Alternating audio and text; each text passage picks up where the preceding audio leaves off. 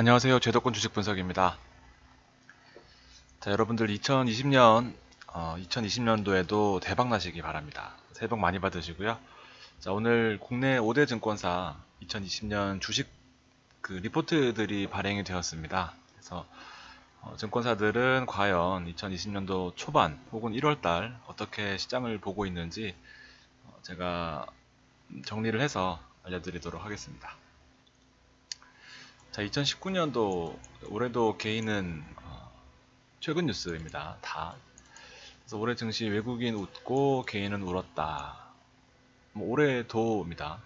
올해도 코스피 지수 2200선 찍던 날 우리 이 포인트가 있었죠. 요 상승세에서 요 음봉 나왔을 때 무서워하지 말고 좀 더 지켜보자 했을 때 이제 2200선까지 다시 반등하고 2197로 마감하는 그런 흐름을 보였었는데 결과적으로 2200선을 찍던 날에 지수 하락에 베팅했던 개미 투자자라는 기사가 있었고요. 어쨌든 단기 고점을 인식하는 그런 모습을 보였다라는 내용입니다. 개인은 뭐 어쨌든 울었다라는 내용에 대한 기사를 좀 더 살펴보면 31일 날 한국거래소에 따르면 외국인 투자자 순매수 상위 10개 종목 가운데 8개가 플러스, 반면 개인이 순매수한 상위 10개 종목은 주가가 상승한 종목이 단 한 종목도 없었다. 저도 이거 보고 좀 충격받았어요. 단 한 종목도 없었다. 우리도 개인이고, 저도 개인이고, 여러분도 개인입니다. 그래서 개인이 하던 대로 늘 우리의 감대로 혹은 운에 맡겨서 내가 샀던 종목이 뭐 오를 거라는 막연한 기대감으로 주식을 했다가는 단 한 종목도 오를 수 없었다라는 내용입니다. 삼성전자가 많이 올랐다라는 내용. 언제 사도 오르는 삼성전자. 그리고 하이닉스는 물론 변동폭이 크긴 하지만 외국인들의 수급에 힘입어서 두 번째로 많이 순매수한 종목이 수익률이 높았다라는 부분입니다. 카카오와 삼성전기도 외국인에게 큰 수익을 남겼다. 우리도 여기에 편승해서 수익을 많이 얻어간 그런 내용이 있고요. 기관도 나름 합격점을 받았다라고 돼 있고 네이버와 카카오도 있죠. 하여튼 우리가 샀던 그 필수적인 그 대형주들은 총 상위 대형주들은 어쨌든 선방했던 그런 모습이었고요. 개인 투자자의 성적표는 초라했다. 이런 내용을 제가 너무 궁금해서 2019년 1월 2일부터 2019년 12월 30날 딱 1년간의 데이터가 여기 나옵니다. 그러면은 이제 순매수한 종목을 상위로 보면 선물 인버스가 가장 많았고요. 얼마나 장을 안 좋게 봤으면 사실 선물 인버스에 관해서는 저도 한 번씩은 인버스를 투자하지만 이게 주식 투자를 권유하는 입장에서 제안하는 입장에서 인버스를 사서 빠졌을 때 이익이 난다는 이게 좀 이해상충이 좀 있어야 되는 그런 부분이 있잖아요. 그래서 이거는 조금 저는 최근에는 안 하고 있습니다. 나머지 보면은 뭐 KTNG, 셀트리온 헬스케어, 아난티 뭐 등등등등 해서 SK이노베이션도 있지만 뒤에 말씀드리고 뭐 이마트, 헬릭스미스, 롯데쇼핑, 기업은행, LG화학 하여튼 우리가 여기 있지만 우리가 봤던 종목들은 다행히 거의 없어요. 뭐 이런 종목들 뭐 거의 매지원 좀 있네요. 상승해서 우리는 올라서 팔았었고 나머지 부분들도 참 난해한 종목들이 많이 있었구나. 정말 단 한 종목도 오르지 않았는지 상위 9개를 봤더니 인버스 최고가 수준이었습니다. 최저가까지 떨어졌고요. KTNG 마찬가지로 이게 1월이었다고 보면 거의 뭐 최저가로 마감한 셀트리온 헬스케어 마찬가지고요. 셀트리온도 참 우여곡절이 많네요. 아난티는 뭐 말할 것도 없고요. SK텔레콤 통신 그다음에 뭐 이 유통 대형주들이 많이 포진이 되어 있는 것 같습니다. 그래서 경기 방어적인 성격의 종목들이 많이 하락을 했었다라는 게 느껴지고 개인 상위 매수 종목 중에 IT 반도체, 뭐 디스플레이 관련된 5G 관련된 종목은 하나도 없었구나라는 부분입니다. 시장 자체를 뭐 약간 이슈성 종목에 좀 매진한 게 아닌가 생각이 됩니다. SK이노베이션 같은 경우에도 폭락했었고, 우리가 들어갔던 시점은 요 저점 부근이었거든요. 그래서 사자마자 폭락했었는데 다행히도 만회하면서 배당까지 받게 되면 사실상은 현재로서는 이제 플러스 구간으로 돌아선 그런 시점입니다.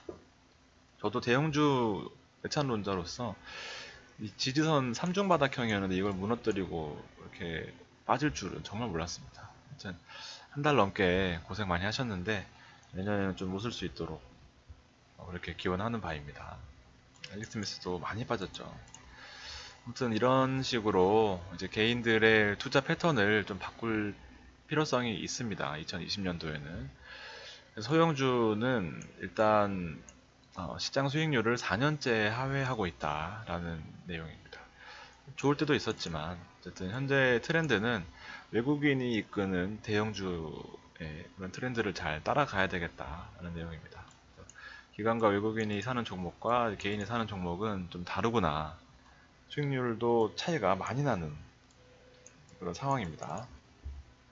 이거 뭐 자료 조사할 때마다 SK 이노베이션에 있어서 되게 짜증나는 죄 짓는 것 같은 느낌이지만 아무튼 매수 시점은 뭐 딱 여기입니다. 사서 많이 빠졌었고 그다음에 많이 V자 반등하고 있는 그런 상황이고요.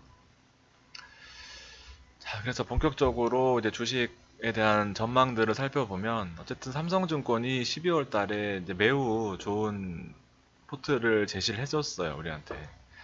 그래서 동아이스티를 제외하고 전자, 전기, 스튜디오 드래곤도 제가 이제 어, 그 멤버십 회원들님한테 드릴 종목 중에 스튜디오 드래곤도 포함되어 있습니다. 아무튼 저도 개인적으로 스튜디오 드래곤을 아주 좋아하는 입장으로서 내년에 그 넷플릭스의 지분 매각한 부분에 있어서 하여튼 많은 수익이 날 것 같아요. 그리고 추가적으로 지분 매각 이슈가 나올 때마다 스튜디오 드래곤은 현재 7만원에 200일선 언저리에 있는 그 주가 흐름이 양호해질 것으로 생각이 됩니다. 논리들은 뒤에 또 있습니다. 그리고 NC소프트와 카카오 같은 종목들이 다 괜찮았던 삼성증권의 저력을 볼 수 있었던 12월에 이제 유니버스였고요. 그래서 여기 이제 정리를 좀 다시 해보면 일단 코스피 반도체에서 최선호 업종입니다. 2020년도에도 최선호 업종으로 단연 꼽고 있고 기본적으로 외국인이 주도한다라는 측면에서 봤을 때는 외국인이 거액의 자금을 들고 코스닥 잡주에 들어오진 않겠다라는 단편적인 생각으로도 그 투자 방향성을 잡는 데 도움이 되실 것 같고요. 기본적으로 수익도 코스피 대비해서 언제나 빨간선이 위에 있는 이런 부분들을 확인하실 수 있을 것 같습니다. 점점 더 이 갭이 벌어지고 있죠. 시장을 예전에는 기관이 주도했다면 옛날에는 기관 수급 장 끝나면 전화 와서 기관 수급 물어봤거든요. 근데 현재로서는 외국인 수급이 더욱더 중요한 시장의 트렌드를 가져가고 있습니다. 자, 그리고 선호업종 두 번째는 헬스케어입니다. 이게 사실 정말 그 독이 될 수도 있는 선호업종인데 저도 얘네들 삼성증권의 레포트를 보고 좀 느꼈어요. 이게 또 주식하면서 바이오를 빼놓고 얼마나 안정적으로 가서 얼마나 안정적으로 5% 먹으면은 사실 뭐 크게 기분 좋지는 않잖아요. 그래서 포트를 구성함에 있어서 기본적으로는 대형주로 반도체를 가져가고 헬스케어 쪽에도 괜찮은 종목 두세 가지를 이제 저도 픽을 했습니다. 그래서 아마 오늘 이제 1월 1일이거든요. 오늘 오후쯤에 이제 방송을 하고 저는 이제 휴가를 떠날 예정입니다. 어쨌든 헬스케어 업종도 시장에 부침은 있고 종목별 차별화가 매우 심하지만 어쨌든 종목을 잘 고른다면 이 코스피 대비해서 헬스케어 쪽이 좀 더 나은 측면이 있었구나 라는 게 느껴지고요. 수급이 계속해서 하회했다면 외국인 수급이 계속해서 바닥권에 머물렀다면 2020년도에 셀트리온과 삼성바이오로직스를 제가 픽하진 않았지만 그것을 필두로 좋은 상대적으로 좀 눌려있던 종목들이 기지개를 켤 수 있는 그런 2020년이 되지 않겠나 생각이 됩니다. 바이오가 생각보다 괜찮을 것 같아요. 2019년에 워낙 이 대형주나 IT 반도체가 많이 올랐었기 때문에 그걸 안 할 수는 없고, 일단 장 초반에, 연도 초반에는 개인들은 대형주 위주로 많이 갈 것 같습니다. 그리고 연초다 보니까 아무래도 이제 시행착오를 겪지 않기 위해서 대형주로 한번 가보자 라는 그 빈틈을, 일단 적어도 1분기 이전까지는 바이오가 한번 또 대세의 상승을 가져오지 않을까라는 약발상적인 생각을 해볼 수 있는 그런 생각이고요.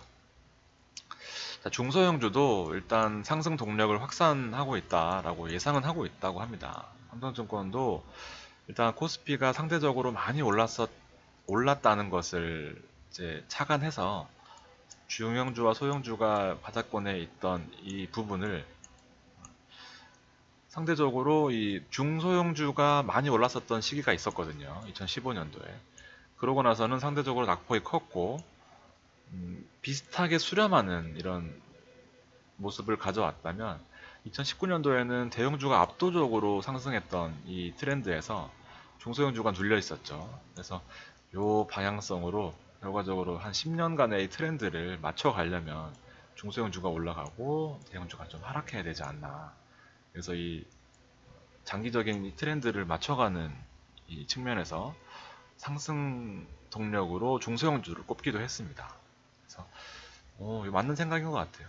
그래서 저도 중소형주 쪽에 포트를 완전 배제하진 않고, 바이오, 그 다음에 우리 또 좋아하는 장비주 5G 관련돼서도 종목을 골라내고 있습니다.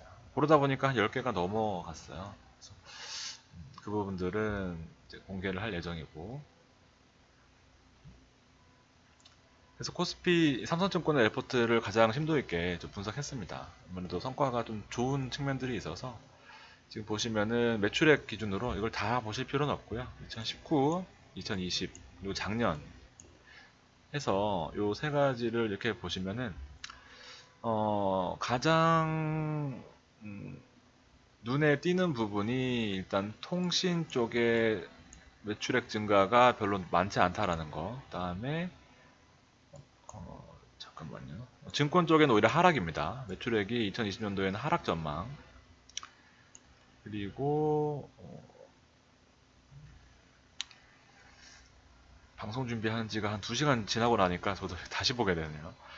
아무튼 2018년도에 자동차가 2019년도에 꺾였습니다. 그래서 현대차나 관련된 부품주들이 2019년 초반에만 힘을 쓰고 뒤에는 밀리는 모습이었는데, 수소차 바탕으로 뒤에 나오는 내용들을 보면 일단 현대 모비스 기점으로 좀 상승할 수 있는 동력이 있을 것 같고, 왜냐하면 그 구독자분들 중에 현대차에 꽂혀 계신 분이 계셔가지고, 제가 현대 모비스는 하여튼 주력 종목으로 또, 주력까지는 아니고요. 위망 종목으로 또 꼽을 예정이고, LG 화학 같은 화학주도 2019년 대비해서 상승이 예상되는 그런 종목 중에 하나입니다. 단연 가장 눈에 띄는 거는 반도체고요. 2018년 대비해서 2019년도가 낮았지만 2020년도에는 더욱 큰 상승폭을 기록할 것 같습니다. 그래서 반도체의 17, 18년도 그리고 19년 기대가 되는 모습이고, 공통적으로 우리가 놓치고 있는 종목 업종 중에서 소프트웨어가 아주 많이 나왔습니다. 그래서 소프트웨어 쪽에서 놓치고 있었던 부분인데 성장세가 아주 가팔라요. 그래서 보시면은 2019년 대비해서 어떻게 보면은 가장 많은 성장을 기대할 수 있는 그런 업종이 아닌가 해서 소프트웨어 쪽도 한번 종목을 골라보도록 하겠습니다. 또 건설업종, 건설업종도 2018년도에 비해서 19년도 눌렸고 2020년도에 완만하게 상승할 수 있을 것 같은 그런 내용까지 해서, 일단 주력 종목, 주력 업종은 이렇게 가져가시면 될 것 같습니다. 다음 하나대투 증권이고요. 하나대투 증권은 1월 예상 지수를 2233으로 제시를 했습니다. 잠깐만요. 물 한 모금만.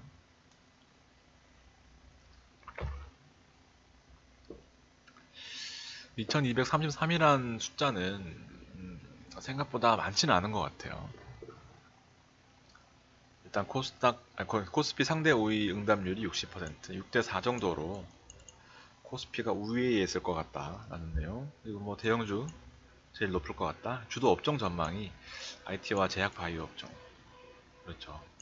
IT는 사실 뺄 수가 없어요. 외국인들 주도하는 시장에서 IT를 제외하고 바이오 잡주만 들어간다는 거는 그냥 또 나의 소중한 자산을 또 운에 맡길 수밖에 없는 그런 상황이 될 것 같고, 늘 반대로 가죠, 시장은. 화장품도 저는 개인적으로는 괜찮다고 보는데, 근데 리스크가 있잖아요. 중국 관련된 리스크가 언제 다시 터질지 모르기 때문에 아모레퍼시픽 지금 19만 원에서 20만 원 가는 거를 계속 보고만 있는데, 사실 놓쳤어요, 저도. 저도 아모레퍼시픽에 관련해서는 또 일가견이 있는 사람 중에 한 명인데, 13만 원에서 18만 원 갈 때 팔고 나서 다시 이제 19만 원대 보고 있었는데, 늘 리스크가 있는 것 같아요, 화장품 쪽은. 중국 관련된 쪽은. 그래서 그건 일단 제끼고, 화학과 2차 전지에 대해서도 2차 전지의 가장 큰 탑픽은 SDI로 보시면 될 것 같습니다. 외국인들 이렇게 보고 있고. 근데 뭐 이건 애널리스트들이 아니라 증권 영업점 중에서 영업점이 설문에 응답한 내용입니다. 그래서 썩 그렇게 신뢰도가 높다라고 보기에는 좀 그렇죠. 원래 같으면 반대로 해야 돼요. 이분들이 다 이제 개인들한테 이제 이렇게 얘기를 할 거거든요. 그럼 개인들은 말 잘 들으신 분들은 참고하시겠죠. 전기전자, 그리고 의약품, 건설화학, 전기전자, 의약품, 그 다음에 건설화학.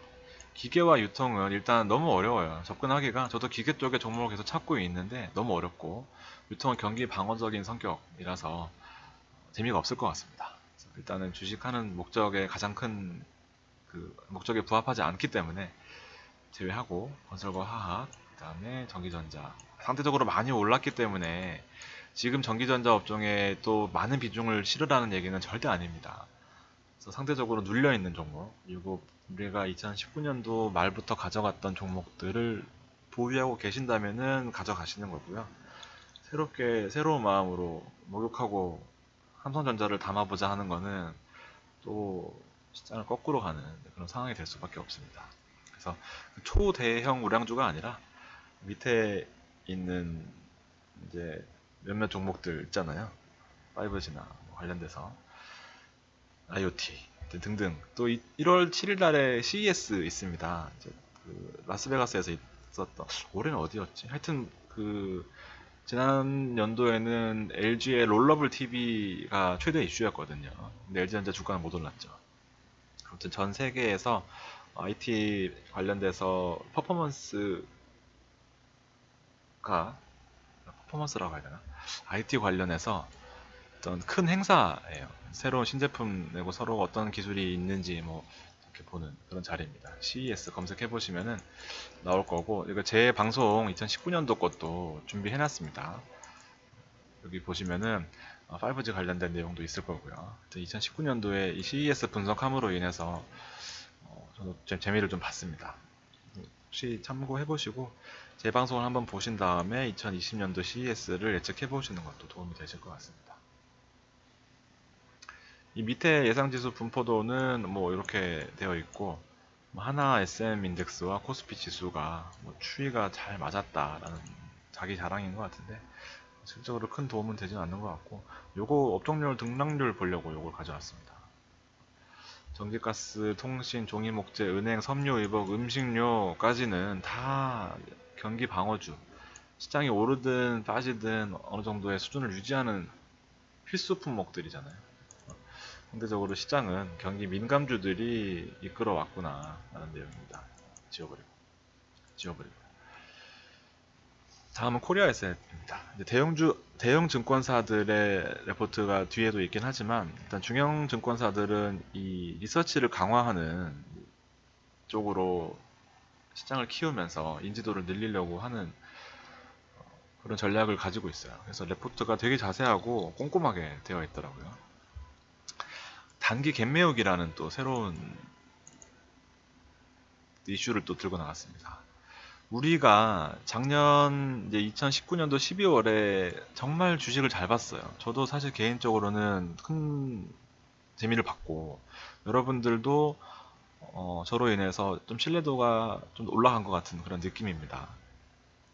1차 갭과 2차 갭을 사실상 정확히 맞춘 것 같아요. 제가 제 자랑을 좀 하자면 재수 없으신 분도 많이 구독자 분들 빼실 것 같긴 한데, 이때가 언제였냐면은 11월 12일, 11월 10날에 FOMC 관련돼서 이제 11일까지 FOMC 관련된 내용을 말씀드렸던 부분이고, 15일은 미중 무역 협상 관련돼서입니다. 그래서 11월 말부터 늘 봐오던 게 이제 기들 언덕 두 가지였고, 이때 갭상승을 하면서 그다음에 이런 추세를 유지하고 있는 그런 상황이고, 이때 아까 개인들이 인버스를 샀다 했을 때 뚫지 말고 일단 가져가 보자 했는데 빠지진 않고 유지하고 있는, 네, 그런 상황이고, 어쨌든 이건 또 뭘 말씀드리려고 했더라. 자, 요 부분이 좀 포인트인 것 같습니다. 코스피가 급등하면서 저는 이제 룰루랄라 하면서 그냥 좋아만 했었는데, 1차 갭 그리고 2차 갭, 여기 이제 갭들에 대해서 갭을 언제 메울지가 관심이다. 무슨 말이야? 경험으로 보면 캔들 차트의 갭은 반드시, 그리고 조만간 메우는 되돌림 현상이 발생하였다. 반드시란 말은 잘 안 쓰는데 어쨌든 당연히 반드시겠죠. 뭐 코스피가 10년 내내 박스피였는데 뭐 언젠가는 요 갭 상승했었던 부분을 여기서 메꿀 수도 있고, 아무튼 반드시 되돌릴 수 있다라는 또 무서운 얘기를 했어요. 되돌릴 수 있다라는 얘기를. 1월이든 2월이든 갭 메우기가 이루어진다면 코스피는 2010까지 조정을 예상할 수 있다. 2010이면은 2050이 여기니까 뭐, 야, 아무튼 이런 내용도 있었습니다. 코스닥은 사정이 달라서 갭 발생이 없었다. 그리고 1월에는 통상 바이오 주식이 강하고 그해 새로운 테마주가 등장하곤 한다. 다시 읽어보니까 알맹이는 없는 것 같네요.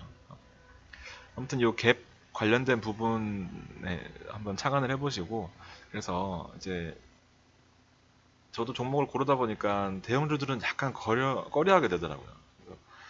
보시면은 제가 10개 종목을 이제 VIP 방에 저기 할 건데, 대형주는 삼성물산밖에 없어요.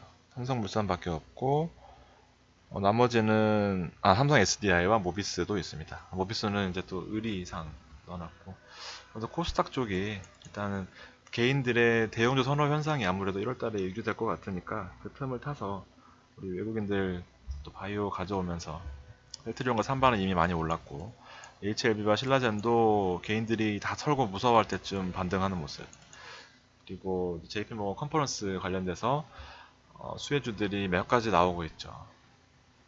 그 부분들 유심히 보면 좋을 것 같습니다. 자, 지수가 6% 추가 상승 여지가 있다라고 또 갑자기 패턴을 바꿉니다. 그래서 아무튼 이 추세상으로 봤을 때는 뭐 지금보다 올라야 된다. 이거 올라야 되는 근거는 뭐 EPS 기준으로 뭐 올라야 된다라는 내용인데, 이거는 그냥 혹시 궁금하신 분은 읽어보시고요. 요 이벤트들 관련해서 이 이벤트가 중요한 게 아니라 요 이벤트가 중요한 겁니다. 주요 일정. 2020년 1월 첫째 주부터 일단 미중 1단계 협상안이 서명 예상입니다. 한 가지 걱정되는 거는 이제 기들 언덕이 사라지는 거죠. 시장을 12월 중순부터 이끌어오던 이 미중 협상의 서명안, 서명 이슈가 소멸될 겁니다. 일단 1차적으로.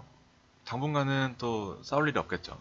그러면은 시장의 어떤 큰 동력이 사라지게 되는 거 아닌가라고 생각이, 여기 있네요. CES 라스베가스에서 합니다. 아무튼 그런 내용이 있는데도 불구하고 시장을 좋게 보는 이유는 이게 또 정말 구세주 같은 6주마다 한 번씩 있는 이 FOMC가 정말 미국 시장에는 엄청난 축복인 것 같아요.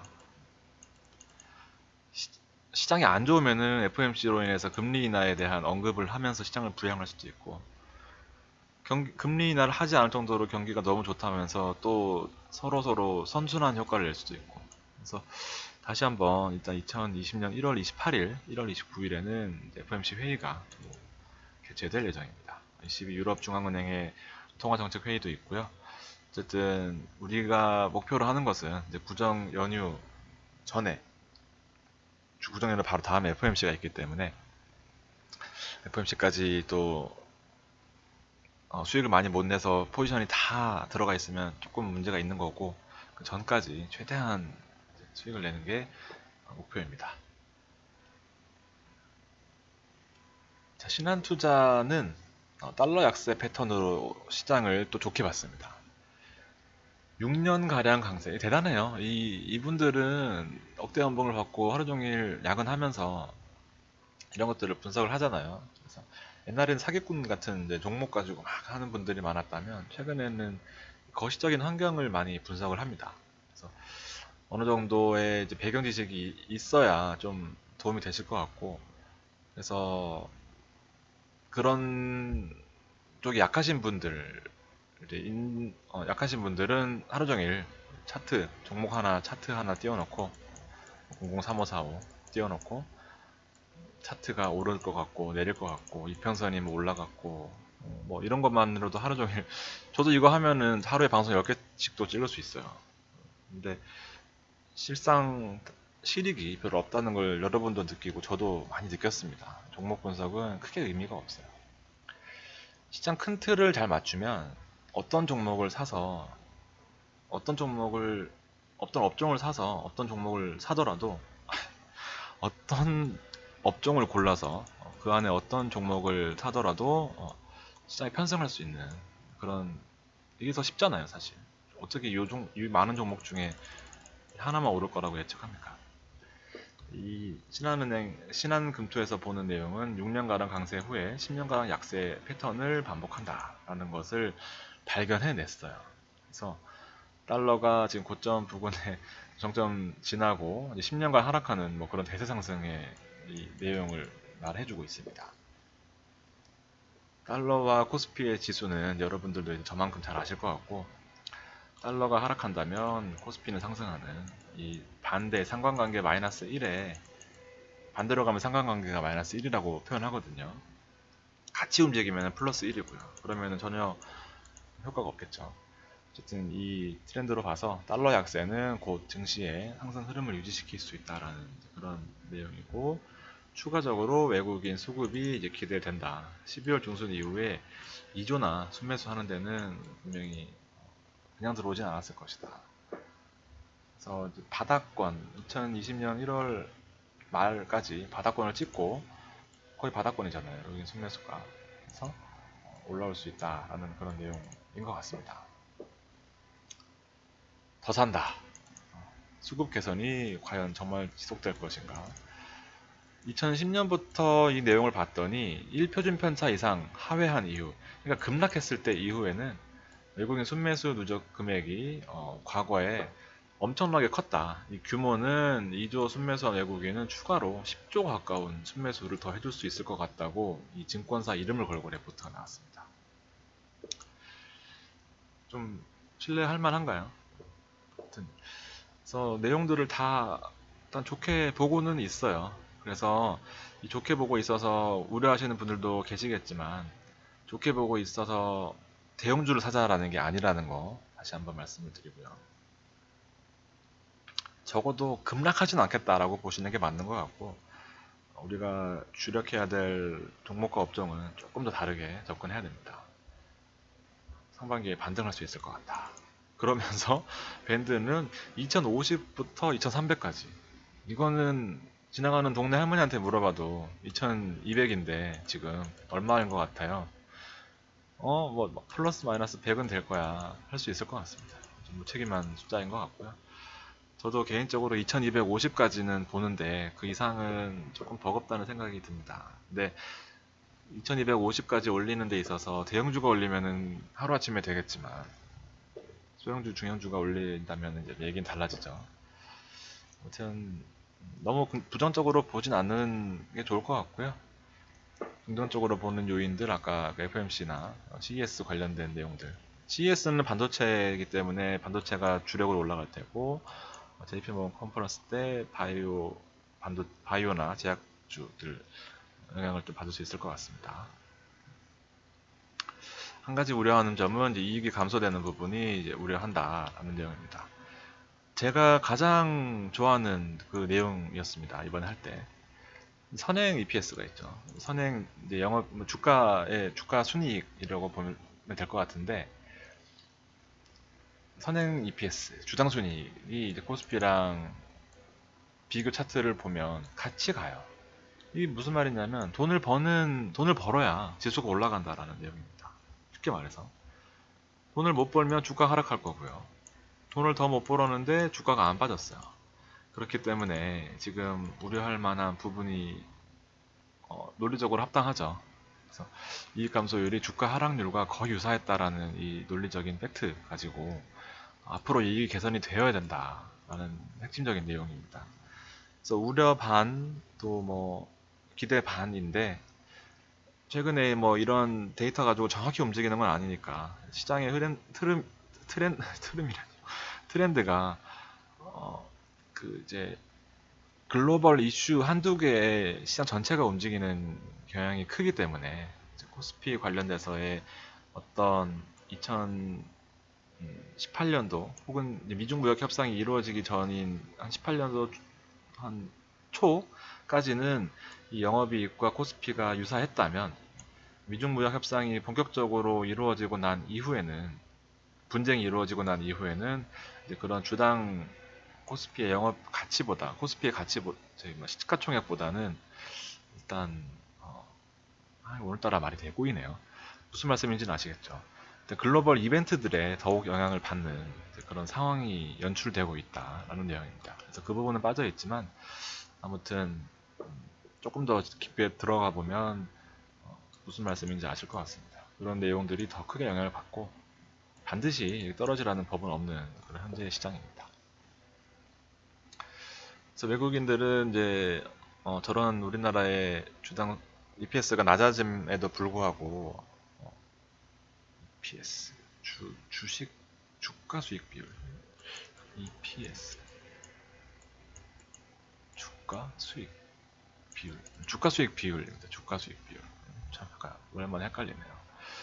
아무튼 이렇게 주가 수익 비율이 낮음에도 불구하고 외국인이 왜 들어오냐 하면 유동성 때문입니다. 그러니까 영업이익으로 주가 수익 비율로 다 따지는 게 아니라 돈이 남으니까, 연준의 총자산이 지금 많이 증가하고 있고 매년 이제 돈이 불어나고 있습니다. 그래서 기본적으로 1월 FOMC까지는 시장이 강세 가능할 것 같다. 돈이 많으니까 한국 시장에도 관심을 가지는 거죠. 그리고 많이 낮아지는 상태에 오히려 좋게 볼 수도 있는 그런 부분들이 있고요. 자, 이거는 기재부의 2020년 이제 목표입니다. 사실은 이 정도는 알고 가면 좋을 것 같아요. 저도 우연히 발견했는데, 경기 반등 및 성장 잠재력 제고라는 큰 목표를 정책 목표로 삼은 것 같습니다. 경기 반등, 경기 민감주, 성장 잠재력, 성장주. 가치주는 좀 떨어지는 것 같아요. 삼성전자나 하이닉스보다.